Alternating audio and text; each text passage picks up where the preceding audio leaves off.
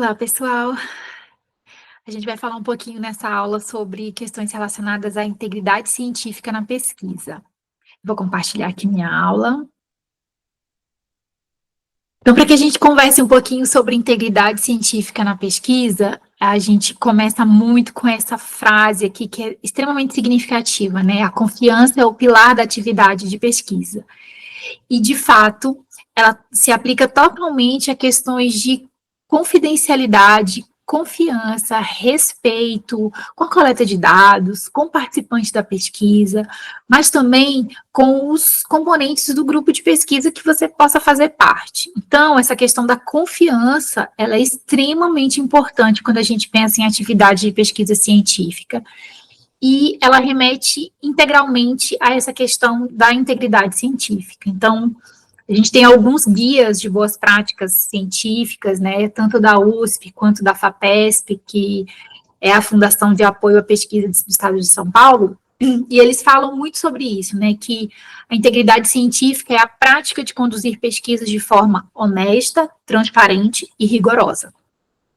E ela envolve a adesão de um conjunto de valores e princípios éticos que garantem confiabilidade dos resultados e credibilidade da ciência. Então, por que a integridade científica é tão importante, né? Porque ela gera confiabilidade, né, nessa questão de garantir resultados que sejam confiáveis e que possam ser reproduzidos por outros pesquisadores. Ela fala muito sobre a credibilidade, então a pesquisa com integridade científica, ela contribui para a credibilidade da ciência, né, e para a comunidade científica. Ela fala muito sobre o avanço do conhecimento, porque há um impulsionamento, né, do avanço do conhecimento de forma sólida e confiável, e contribui também para o bem-estar social.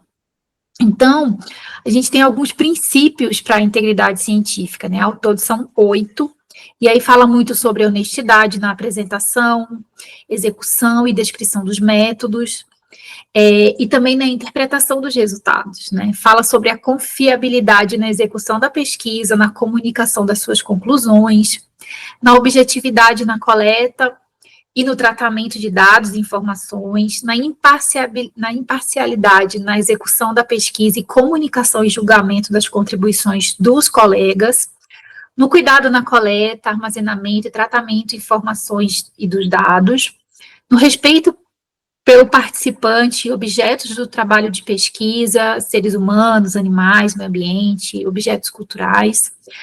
Ele foca muito na veracidade. Então, lembra que eu falei nas primeiras aulas que a questão da pesquisa ela está muito ligada na busca pela verdade, né? Então, a integridade científica está muito focada na veracidade, na atribuição dos créditos e trabalhos de terceiros, né, dos outros, do integrante do grupo de pesquisa, do seu parceiro de pesquisa também. E, por fim, fala da responsabilidade na formação e na supervisão do trabalho de jovens cientistas. Então, resumindo, os princípios da integridade científica, eles são basicamente 5, né? Respeito aos colegas, conformidade com as normas científicas, né, e principalmente com as normas éticas, honestidade, transparência e responsabilidade. Assim sendo, a gente entende que existem boas práticas a serem realizadas, né, para a execução das pesquisas, e ela começa desde a etapa de planejamento do trabalho, né, o que vai acontecer, passando pelo manuseio dos dados, principalmente focado na guarda segura e acessível desses dados, mas também esses dados precisam estar bem documentados e arquivados e disponíveis para a replicação do estudo. Depois vem a fase da execução do projeto, onde você tem que ter bastante cuidado de evitar desperdícios, né, e falhas, confidencialidade dos dados, saúde, segurança e o bem-estar dos colaboradores. Passa também pelos chamados conflitos de interesse, né? O que você tem de conflitos de interesse em relação à pesquisa, ao objeto de estudo? Permeia também a questão da publicação desses dados, né? Então, hoje, com essa premissa da ciência aberta, se fala muito sobre publicar dados de forma honesta e precisa, que a autoria deve estar associada a uma contribuição significativa para a pesquisa. E, por fim, a questão relacionada à tutoria, e isso tem muito a ver com os orientadores, né? Então, o tutor, ele é responsável pelo treinamento científico dos pesquisadores que ainda estão em formação.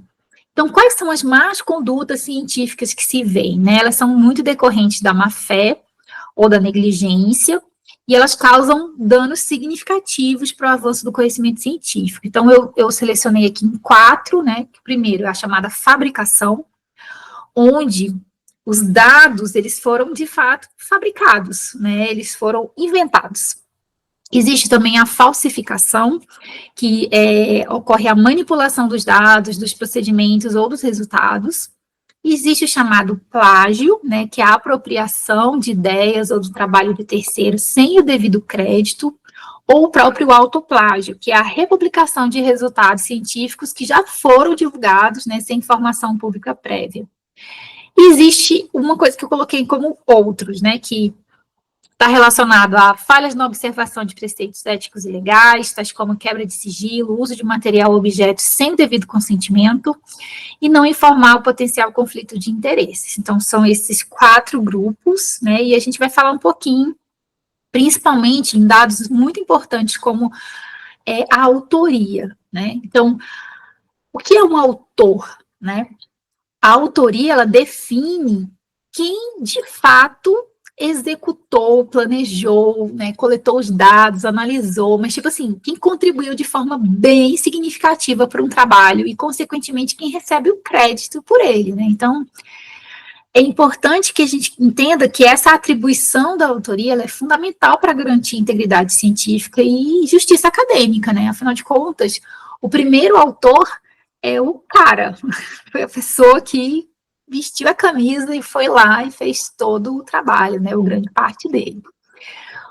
Quando a gente pensa em créditos para a autoria, a gente tem que pensar em quem foi a pessoa que fez uma contribuição, né, substancial.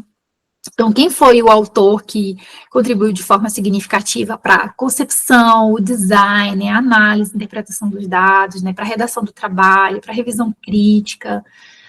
Quem foi a pessoa que foi responsável, né, que precisa ser responsabilizada, né, em relação aos aspectos do trabalho? E quem foi a pessoa que fez a aprovação da versão final? Isso é muito, muito importante. Eu trouxe aqui uma coisa que hoje as revistas científicas, elas têm solicitado, né, como um pré-requisito para publicações, que, na verdade, são as contribuições dos autores. Então, eu trouxe aqui, esse aqui é de um artigo, e, na verdade, ele fala muito isso, né, que todos os autores formaram uma equipe executiva e fizeram contribuições substanciais para o planejamento e a condução do estudo, revisaram versões anteriores do manuscrito e aprovaram a versão final para envio. Esses pesquisadores, né, que estão aí em siglas, eles contribuíram como supervisores sêniores na orientação, conceituação do estudo e revisaram a versão final do manuscrito. Essa pesquisadora realizou a coleta e análise de dados, escreveu o rascunho original, revisou e editou o manuscrito. Esses pesquisadores participaram da coleta de dados como facilitadores, né, numa técnica que foi aplicada, e esses últimos 3 pesquisadores realizaram análise de conteúdo. Então, assim, gente, hoje as revistas exigem que seja descrito o que cada autor realizou, tá? Então, isso é muito importante, principalmente as revistas de ciência aberta, que utilizam esse tópico, né, de contribuição dos autores. A autoria, ela tem alguns desafios que precisam ser avaliados, né? Por exemplo, a ordem dos autores. Então, eu faço parte de um grupo de pesquisa onde o dono da pesquisa é o primeiro autor, né? Fato. E a minha orientadora é a última autora, tá? Então, assim, isso já é uma coisa bem argumentada, bem estudada. Então, quando a gente convida um colega para participar da pesquisa, a gente já fala o que é esperado dele. Olha, eu gostaria de fazer uma pesquisa com objetivo tal. E eu gostaria que você integrasse esse grupo, esse comitê de pesquisadores, e o que é esperado de você, que você atue nessa fase. Você aceita?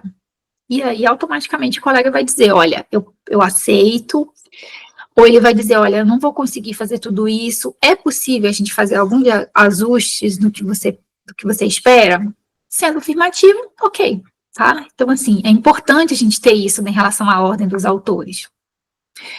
Existe aquele vulgo autor fantasma, né? Que é aquele cara que vem lá das trevas e aparece, assim, do Neida, né? Como a gente fala, e a ocorrência de pesquisadores que contribuíram de forma significativa no trabalho que não foram incluídos como autores, né? Então, assim, é importante essa questão da autoria fantasma para que não ocorra isso, né, de forma alguma. Existe a chamada autoria de cortesia, né, que é aquela coisa assim, pessoas que não contribuíram em nada, em nada, tem lá o seu nomezinho colocado como autor, porque automaticamente ele é um colega, é uma razão social, é uma questão política, então você coloca, tá? Então a gente precisa ter muito isso em mente. Por quê? Porque alguém é o líder da pesquisa. Então essa pessoa, ela precisa também ter essa sensibilidade de conversar com o orientador para descrever exatamente qual foi a ação de cada autor. Quais são as boas práticas, então, para a autoria? Primeiro, estabelecer critérios claros, né, antes de iniciar a pesquisa, uma discussão aberta, né, com os membros, para discutir as contribuições de cada um, o reconhecimento de outras contribuições, e aí, outra coisa que tem de forma significativa nas revistas de ciência aberta, que tem a seção de agradecimentos, e lá você pode colocar o nome das pessoas que contribuíram de alguma forma, né, para o resultado da pesquisa. Seguir diretrizes das revistas, isso é imprescindível, porque cada revista tem suas regras editoriais e certamente lá vai ter a seção de agradecimentos e a seção de contribuições dos autores. Quando é que eu faço uma citação? Isso é importante, por quê? Para que não ocorra risco de apropriação de ideias ou de fragmentos ou de partes do trabalho de outras pessoas. Então, assim, o que é a citação, né? É quando você transcreve ou refere ou menciona, né, outro, né, com uma certa autoridade. Uma citação é uma menção em um texto de uma ideia, de uma frase ou de um dado que foi extraído de outra fonte, ok? Essa fonte, ela pode ser um artigo, um livro, um site, e assim, uma lei, né, assim sucessivamente. Então, as referências, elas servem para que a gente consiga ancorar a citação, né? Então, a referência é um conjunto padronizado de elementos, né, descritivos que foram retirados de um documento que permite uma identificação individual de onde que você tirou aquele fragmento, né? A citação completa, né? É importante a gente colocar que completa essa questão da citação o fornecimento de todas as informações que foram necessárias para que o leitor consiga encontrar a fonte original. E o que já aconteceu? A gente já identificou, por exemplo, uma ideia assim, referenciaram um artigo e quando a gente foi no artigo que foi citado, a gente vê que a ideia não tem nada a ver com o que estava escrito no artigo original, entendeu? Então, assim, às vezes as pessoas colocam citações apenas para constar, e isso não pode acontecer. Para ajudar nas questões das referências, a gente tem os gestores, né, bibliográficos, como o EndNote, o Zotero, o Mendeley, e eu queria reiterar que aqui a Escola de Saúde Pública, ela adota as regras da ABNT. Então, eu vou falar um pouquinho do Mendeley, que é onde eu tenho mais experiência e é o que eu utilizo diariamente há muitos anos. Então, assim, ele é uma ferramenta digital que é lançada pela Elsevier, né? Então, assim, ela é uma ferramenta digital que foi projetada para auxiliar os pesquisadores a organizar, né, suas pesquisas de uma forma mais eficiente. E ele funciona como um gerenciador de referências, né, permitindo o armazenamento, organização, a citação, o compartilhamento de artigos e outras matérias de pesquisa. Então, assim, o Mendeley, ele tem diversas funcionalidades, como uma biblioteca pessoal, onde você pode colocar os PDFs, artigos, livros inteiros, né, e é bem interessante, porque você pode compartilhar com seus colegas. Ele também é um gerenciador de referências, onde ele tem uma infinidade de padrões, né, de citação, como a BNT, Vancouver, a APA, tem uma série. Você consegue fazer citações automáticas, né, inserir citações diretamente no documento que você está escrevendo, né, seja artigo, tese, ele é bem completo. Você consegue fazer colaboração de biblioteca com outros pesquisadores, né, anotação, busca de artigos e você tem até uma rede social acadêmica usando o Mendeley. Ele é bem completo. Eu trouxe aqui a foto do meu Mendeley, né? Então, você consegue, então, criar pastas com os assuntos, né? Aqui são todos os documentos, e aí você consegue criar as pastas, e você consegue buscar aqui por autor, por ano, pelo número, pela revista, né? Pelo periódico, ou pelo título do artigo que você quer. Então, ele é muito, muito fácil, e você consegue instalar um plugin no seu editor de texto, que pode ser o Word, ou tanto no Microsoft quanto no Mac, e você consegue instalar esse plugin, você já vai escrevendo a sua dissertação, sua tese, seu TCC, e já vai fazendo a referência em ABNT, no Vancouver, onde você estiver escrevendo, né, os padrões de teses e TCCs que são exigidos pela instituição. Eu vou deixar aqui um QR Code que vocês podem acessar, e aí tem todas as funcionalidades do Mendeley, que é, assim, pelo menos assim, a minha opinião pessoal é que ele me ajuda demais em várias coisas, então eu consigo agilizar, né, efetivar o tempo gasto fazendo referenciamento ou citação, eu já uso ele. Então, você pode dar uma olhadinha nesse QR Code aqui, que ele vai levar você para um tutorial que vai te ensinar, basicamente, como que você consegue lidar com ele, ok? E o que é o plágio, né, gente? O plágio é terrível. Eu digo que assim, eu acho que é a pior ação de integridade, né, contra a integridade científica, tá? Porque ele, na verdade, é uma apropriação indevida de ideias, de palavras, de textos completos, tá? De imagens ou de outros materiais que foram criados por outros autores, né? E a pessoa apresenta como se fosse deles próprios. Então, isso é um roubo, ok? Então, é uma prática extremamente condenada, né, na comunidade acadêmica e científica, pois ele viola diretamente direitos autorais e compromete a integridade da pesquisa, né? Então, um dos pilares, né, da integridade científica é a originalidade. Então, assim, uma ideia original, ela precisa ser respeitada, né? Então, para evitar o plágio, o pesquisador demonstra respeito pelos trabalhos de outros autores e contribui para a construção de conhecimento de forma ética e transparente. E, gente, isso é extremamente constrangedor, tá? Porque imagina você encontrar, avaliando, eu vou contar a história de uma colega minha de doutorado. Ela estava depositando a tese dela, e é obrigatório na universidade que a gente estuda, é obrigatório que a gente passe pelo uma ferramenta de identificação de similaridade de texto. E quando ela aplicou, tinha uma tese igual a dela, lá no Nordeste. Então, quem escreveu primeiro? Ninguém sabe. Então, aí se identificou que a pessoa que escreveu, que meio que plagiou a tese, e era a tese inteira, vocês não estão entendendo.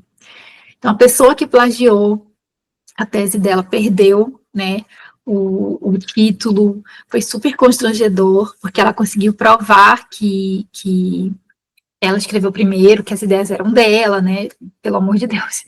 Então, assim, é uma prática extremamente deplorável, né, muito condenada.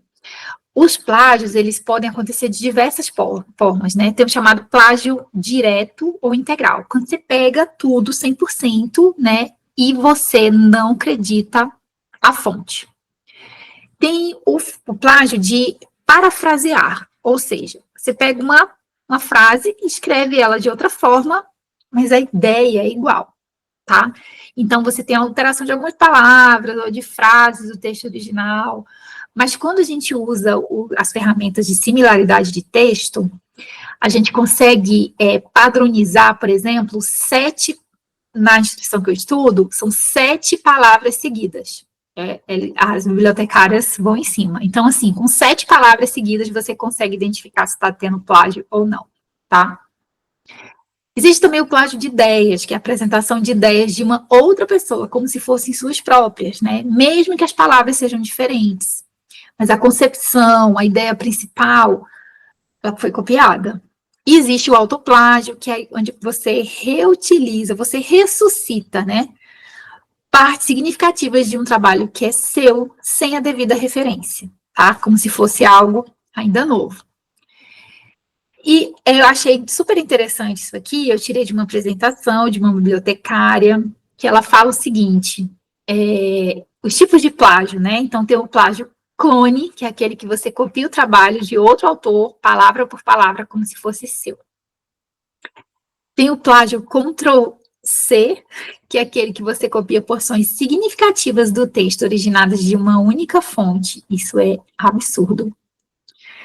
Tem o plágio do tipo de substituição, que é o Find Replace, que você altera frases e palavras-chave contendo o conteúdo de origem, né? Mas mantém o conteúdo de origem. Tem o chamado remix, que é aquele que você faz uma mistureba, né? A parafrasear, né? Tem o reciclagem, que é o recycle, que reproduz trechos do próprio trabalho sem você citá-lo. Tem os chamados plágios híbridos, que é combinar fontes creditadas com passagens copiadas sem citação. Tem o chamado mashup, que mistura materiais copiados de outras fontes. Tem o chamado erro 404, que inclui citações com informações inexistentes ou imprecisas sobre as fontes. Está aí o chat GPT, né? E outras inteligências que são super experts nisso. Tem o chamado aggregator, que é aquele que faz citações de forma adequada, mas não adiciona informação sobre as referências citadas, né? E tem o chamado retweet, que é aquele que inclui citações adequadas, mas com muitas dependências em relação à redação ou à estrutura original do texto de referência. Então, eu achei super curioso essa apresentação e eu quis trazer aqui para vocês, tá? Quais são as consequências do plágio, né? Então, a gente pode ter uma repressão, que é aquela reprovação em trabalhos acadêmicos, perda da credibilidade e até mesmo expulsão de instituições de ensino. Tem as chamadas sanções legais, onde você pode ser condenado, né? Por processos, eu até esqueci agora. Mas você é condenado por conta de reparação pessoal e contra todo o prejuízo que você causou para o pesquisador original. Tem o dano à reputação, porque você, tipo, uma vez plagiador, você vai ter sempre aquela sombra, né, aquela nuvem cinza na sua cabeça. Então, tanto você, pesquisador, como a instituição que você está vinculado, serão também igualmente condenados, né? Então, assim, é muito, muito importante que a gente reveja esse tipo de atitude, né, para que a gente não possa cometê-la jamais. Como é que a gente consegue evitar o plágio, né? Primeiro, a gente pode fazer uma citação correta, né? Sempre que a gente utilizar ideias ou palavras de outros autores, a gente cita a fonte de forma correta, utilizando as normas de citação adequada, então, de acordo com a BNT, de acordo com Vancouver, né, sempre dependendo do número de linhas e palavras, entre aspas, né, com um parágrafo recuado, então tem todas as informações importantes. A gente pode parafrasear corretamente, como? A gente pode parafrasear um texto, mas a gente modifica as palavras, a estrutura da frase, mas mantém o sentido original e cita a fonte. Tem a chamada, a coisa que é mais importante, né, para evitar o plágio, é a gente desenvolver mesmo a nossa escrita acadêmica. E a gente só consegue isso praticando, tá? Então, essa questão da prática da escrita acadêmica, o desenvolvimento da habilidade é que vai fazer com que a gente consiga, de fato, evitar os parafraseamentos, né, o plágio completo, assim sucessivamente. Uma dica que serviu para mim, sempre realizar o fichamento do artigo que você está lendo, para pegar a ideia principal com as suas palavras, né, com o seu jeito de pensar sobre aquele artigo. E aí sim utilizar o que você escreveu com as suas palavras para que você desenvolva uma ideia central do que você vai escrever, tá? Utilizar a ferramenta de detecção de plágio, né, que são os softwares que conseguem hoje com inteligência artificial encontrar. Não é que ele vai dizer que detectou o plágio, mas ele encontra similaridade de texto, que aí a gente assemelha ao plágio, tá? Uma coisa que é importante, que a gente compreenda o conceito de plágio, né? Às vezes a gente está se autoplagiando e a gente nem imagina, né? Tipo assim, não leva nem essa culpa, né? Como diz a história. A gente precisa planejar e organizar o nosso trabalho, né? Definir o tema, elaborar um roteiro, né? Para a gente se aprofundar naquela pesquisa. Desenvolver o hábito de pesquisar e escrever de cara. Achei um artigo, vamos logo fazer o fechamento dele, tá? Para evitar acumular. Utilizar um gerenciador de referência, né?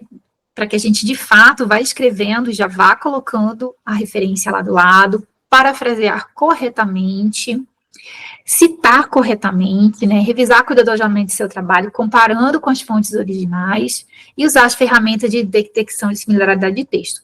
Para vocês terem ideia, é importantíssimo, né, por exemplo,